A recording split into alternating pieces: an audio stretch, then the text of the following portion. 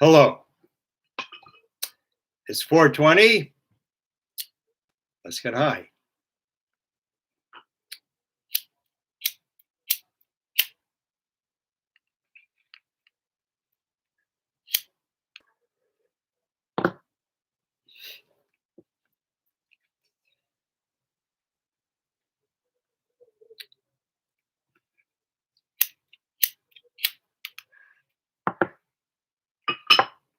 All right. So, I've talked about it yet this week, but this is the week of Hode. Hode is the fourth Sephirot, luminary of the lower 7 parts of the tree of life, which is made out of 10. And Hode corresponds to the left leg. And the left leg, the left side in general, is kind of the feminine side. And the left leg is what holds back. The right leg goes out, the left leg holds back. And tonight is famous for being Hode Hode. Like the deepest one could hold back. And this is celebrated for 2,000 years as a holiday unconnected with the other Jewish holidays. Just because it celebrates the life of Rabbi Shimon. Who was Rabbi Shimon? So Rabbi Shimon, he is the author of the Zohar 2,000 years ago. And the story of Rabbi Shimon is quite unusual. And the fact that we're celebrating his Histocalis, his going up to the upper worlds. When he left, he said, "Don't mourn for me, celebrate." And as a result, each year on Hode Hode, the 33rd day of the Omer, that's what's called Log Ba'omer, because in Hebrew, Lamed is, you want to write 33, you'd write Lamed Gimel, which is pronounced Log. So Log Ba'omer, the 33rd day of the Omer, is always celebrated as Rabbi Shimon's Histocalis going up into the upper spheres, and surely every year he goes further and further. And who was Rabbi Shimon that he should get such respect? Well, he was the author of the Zohar. Now, in the Torah, there are 4 components to the Torah. First is the letter. And in the written Torah, a kosher Torah, a real Sefer Torah, is written in a scroll on the hide of a kosher animal, and it's it's hundreds of thousands of words. It takes a number of years to write it because it has to be written with a feathered pen and special ink. And has to be gone over many times because no letter can touch another letter. If that happens, like short circuit, the whole thing is not kosher. So, and it can cost like $10,000 to get one written. And it's actually one of the 613 commandments that we're all supposed to do. That is to write, a Sefer Torah. Most people don't have the skill to write it. And so you give that over to someone who does have that skill, and that's the first part of the Torah, which is called the written Torah. Then there's 3 levels of oral Torah, which are not written in the Torah, and one, the law, is depicted in the Torah as the pronunciation, which is not written down, but which is an oral tradition, how to pronounce each word. And the Muslims have a very similar sort of thing with the Quran, but even more so since Muhammad was illiterate, and yet was able to read the Quran down from heaven. So it was much more in the way that he spoke it. So they dedicate hundreds of thousands of people in every generation to speak the Quran precisely as the prophet had spoken it. Because prophecy is very, very exact. And in the Quran, which comes, 1,500 years after the Torah, but it comes from heaven. It's dictated by the angels, and they complain that the Jewish people changed the word. And it's true. There's one word in the Torah which we don't know. We've lost the oral tradition, and we don't know if it's written with a hey or an aleph. And it doesn't change the meaning of the word, and it only changes the number by 4. Nonetheless, in heaven, they're very exacting, and they consider that as though, we change, like the Torah is not kosher. At least half of them, because half are like this and half are like that. The rabbis say, they're both correct, which is certainly true. And then there's the inflection. A lot of times you can't, there's no grammar in the Torah.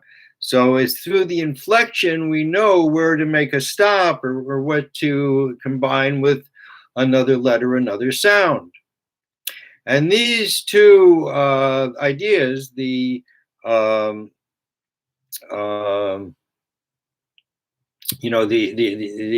pronunciation and the inflection are are mimicked or are connected to the Talmud and the Medrash. And the last level of Torah is Zohar. And the Zohar was written by Rabbi Shimon ben Yochai 2,000 years ago, Rabbi Shimon lived 2,000 years ago, and actually wrote the Zohar in heaven. All through the Zohar, his friends that go with him with these conversations, the people who are in the conversation, they're begging Rabbi Shimon throughout the Zohar, throughout these different experiences and stories and everything. Hey, what's going to happen, Rabbi Shimon, when you pass away? Which is a way of saying, the light will be gone. Which was a way of saying to him, please write something down. But until the very end, and his closest compatriot, Rabbi Abba, said to him as he was passing away, I'm standing here with paper and pen. Tell me what to write down. But till the end, Rabbi Shimon refused. And we can understand why, because Zohar means brilliance. And all this happened, everything was being written down because Rome had destroyed the temple and were planning to throw all the people out of Israel and call it Palestine. And that's what they did. But the rabbis made certain deals with the government that allowed them to finish the Talmud in Yavna. They sat in Yavna for many years, and the Talmud was finished. And so we could go out into exile, the Jewish people, and all have the same books, but not the Zohar. The Zohar wasn't written for 1,000 years later, but it was channeled from Rabbi Shimon down to a rabbi, Rabbi Baal Shem Tov de Leon in Spain, who wrote it all down and swore to his wife that these are the words of Rabbi Shimon. And later, after he passed away, a rich man came, heard about this, looked at these transcripts, and they're like, I don't know, they're close to 1 million words. And he said, I'll buy everything. And this is the only copy of the Zohar. And of course, they copied from that many times. But also at that time, the printing press was also invented. But it's been going over since it's been 700 years. since he made this transmission, and it's been gone over many times, many times, because that's what the rabbis do. They're really into the text, and sometimes there's questions about this or that, but nothing really substantial. And even though the Zohar is considered just like the highest text that there is, no one could understand it. Rabbi Shimon sent it, but no one could understand it, and went on for hundreds of years like that. Until the Arizal came up from Egypt, had a vision, and came to the city Sfat in northern Israel, overlooking the sea called Kinneret, which means a harp, because it looks like a harp. And that's right across the Wadi from Miron, where Rabbi Shimon is interned in a cave, a famous cave, because he and his son hung out there for 14 years trying to evade the Romans.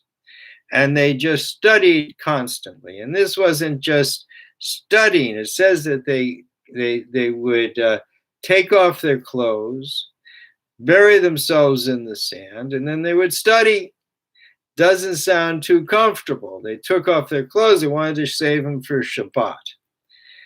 But it wasn't the way it sounded. They were able to actually leave their bodies and exist on another plane and just leave their bodies in the sand and their clothes. They came back every now and then to have a Shabbat, say the Shema. But these guys were in another world. They were in our world. They weren't in heaven, but they were on the ethereal part of our world. And it's there that all these conversations are spoken. And then when Rabbi Shimon gets to heaven, it seems there he writes it down, but he doesn't dictate the exact words because the angels will not let him. It's not prophecy. You can't just do that. So he wrote it in Aramaic, which they don't understand, and he sent that. And that's how he got this secret information into the world. And the Arizal, he is the father of the Kabbalah. And through this very intricate knowledge of how light comes into the world, that through this and through hundreds of years of working this knowledge, that this has become the key to the Zohar. But no one has known how to turn the key until me. And I figured it out. And I turned the key, and I've written 2 books about it.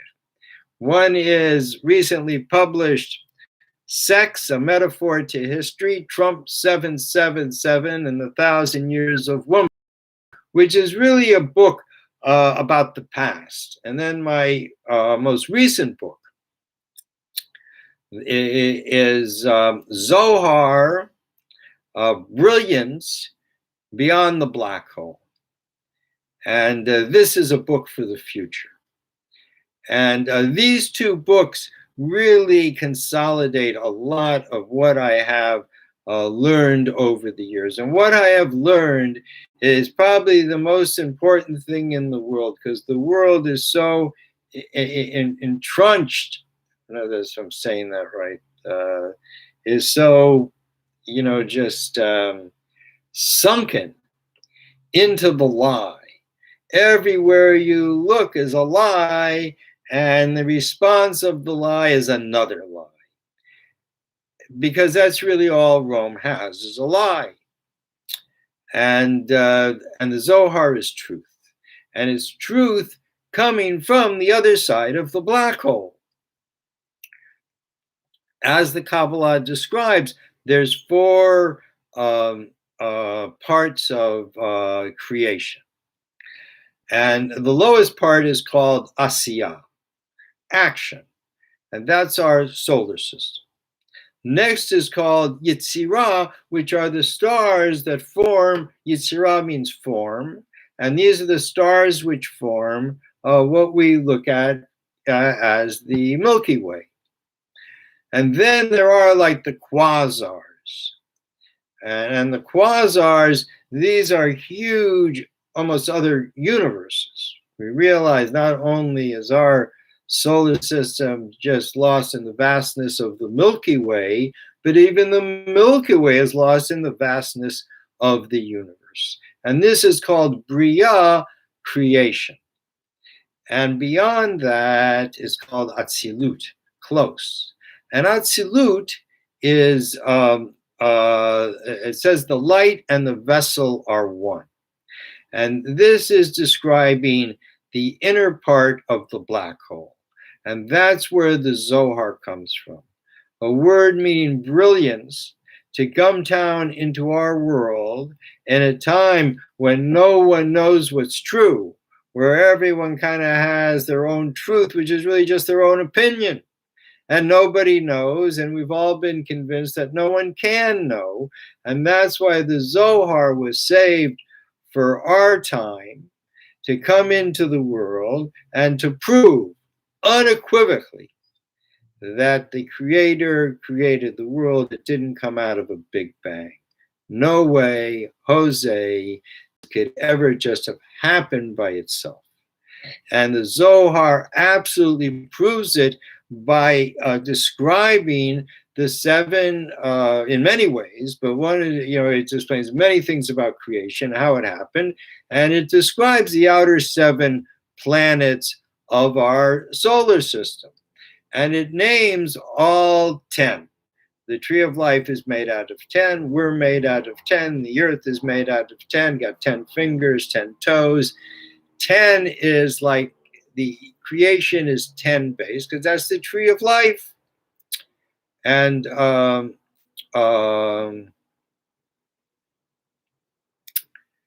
have to remember this. Is a very cool thing to tell you. Oh, yes, that the names, because I rail against these Roman god names given to our planets when there actually are names to all 10 parts of our solar system in the Zohar, and it describes them. It describes Eretz, which means Iran, because that's where the first Adam had to run to when he left the Garden of Eden, which is just beyond the Kuiper Belt, which is what Pluto is entrenched in. And it describes this land as being so far away that it's just in the dark. And only in the next land, which is called Adamah, that the sun looks like a star. And only in the next land, which would be Uranus, that would be Neptune, this would be Uranus, do the rays of the sun actually reach this land. And then it comes, what was that? Uranus is, Adama. And then comes Arca. And Arca would be, there's this Adama. Arca is Uranus. So that would mean that Gaia is Saturn. And Jupiter is Nosea, Mars it's Sia, and the Earth is Tevel, and Venus is Noga, Mercury is Kokev, and the Sun is Chama, which means hot. And this is written in the Zohar very clearly. Actually, I have it. I've translated it in my book, and it's the first time it's ever been translated into English, and it's just a clear description of the solar system. And there's no question in all the ways that it works, everything that this was done by God, and the black hole is not a hole Hole, but rather Whole. that this is where the oneness is, where the vessel and the light are one. And out of that, coming through the lips of Elohim, is created division in our universe and eventually our solar system and this world, which is called the Siyah Gashmi. And all of this knowledge Rabbi Shimon gave to us is so much more that no one in this world in the last 2,000 years other than Rabbi Shimon could have written such a book. It is that profound. And it's difficult learning the Zohar, one, because it's a mix of ancient Hebrew and Aramaic, which use the same calendar and sometimes have precisely the same word, but meaning a different thing. For example, Ein in Hebrew means no, but Ein in Aramaic means yes. So you can see much confusion can come about until really you get to the point where the Zohar starts to speak to you. And you're understanding the language of the Zohar, not just the words of the Zohar. And the light that comes in from this is so profound that it's hard to keep looking at the book. It's just hurts. It burns a person, and it takes time to get used to this. And it takes a devotion of many years until you can sit with this light and actually take it in and make something really productive out of it. And you know, I've been very on this thing for decades now, and you know, and each day that I sit down to learn the Zohar, I had to get up early in the morning to learn the Zohar, that it blows my mind that I can read it. It just blows my mind that I can read it. And if I allow myself, I can really go deep into it. But it's a little, I wouldn't say scary, it's just kind of discombobulating, and it's difficult to hold that kind of intention, I think. Attention. I don't know. But Rabbi Shimon left us this wonderful gift. And therefore, on tonight, what do we do to celebrate Rabbi Shimon? As he said, we should celebrate Rabbi Shimon, should celebrate his passing, not mourn it, because he's going higher and higher. And that is certainly the purpose of this broadcast, is to go higher and higher. And certainly in tribute to Rabbi Shimon, we should just get a little bit higher.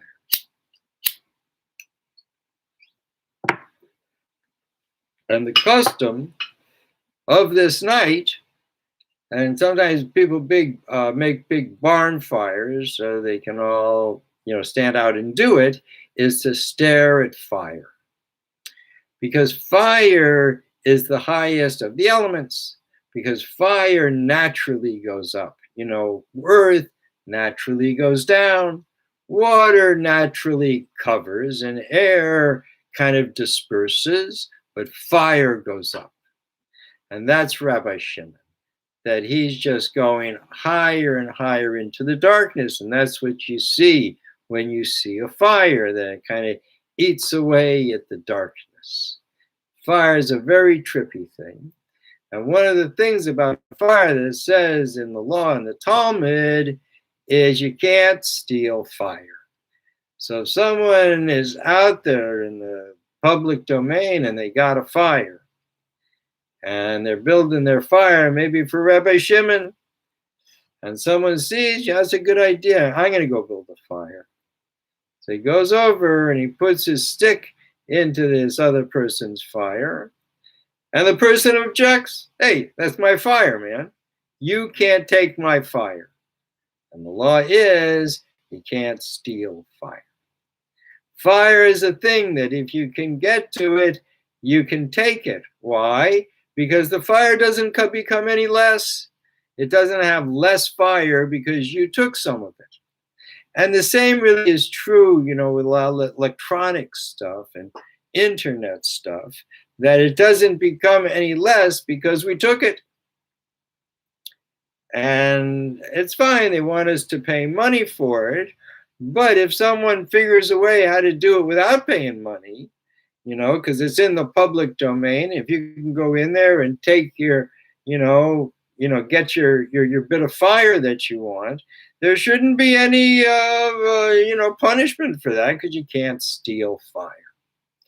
And there's many stories about Rabbi Shimon.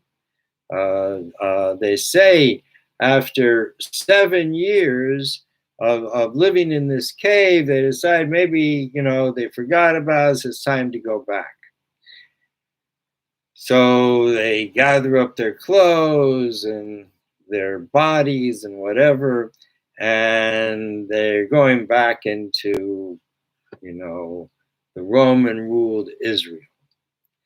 And as they're going back, they see a farmer. He's walking, to his farm, from his farm. And Rabbi Shimon looks at this man, and he sees that the man is incredulously not saying the words of Torah. He's alive, he's awake, he's not saying the words of Torah.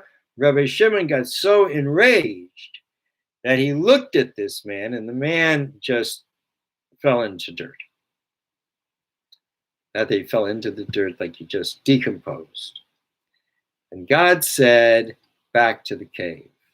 They went back for another 7 years.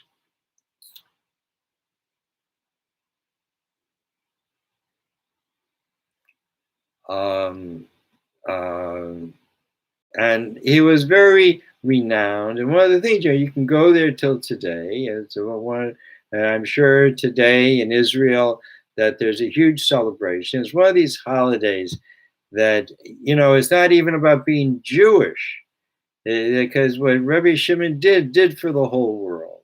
And people come there of all different kinds. Certainly the Haredi, the real religious, they go there. And they try to get as close as they can to the cave, and they'll stay all night and, and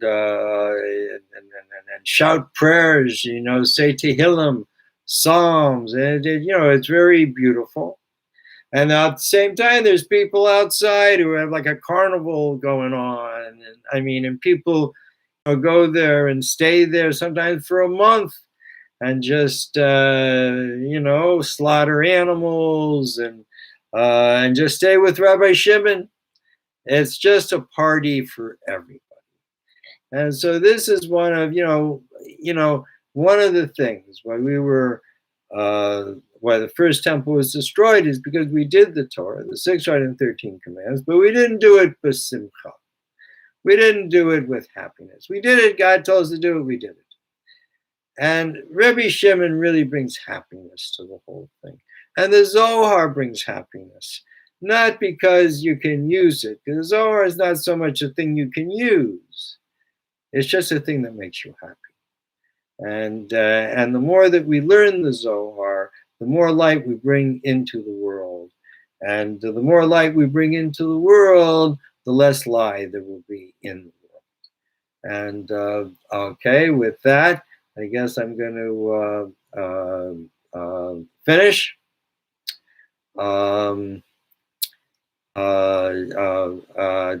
Remind everyone I have a website. It's called dovidhouse.com. That's Dovid House Publishing, dovidhouse.com, and you can buy my book there, and in July my next book. And also have a course on tarot there, and called Kabbalistic Tarot. And you're welcome to any of these things, because knowledge is to be shared. That's why God gave it to the Jewish people, that we should share it in the world, in all its different forms and all its different ways that it can be used.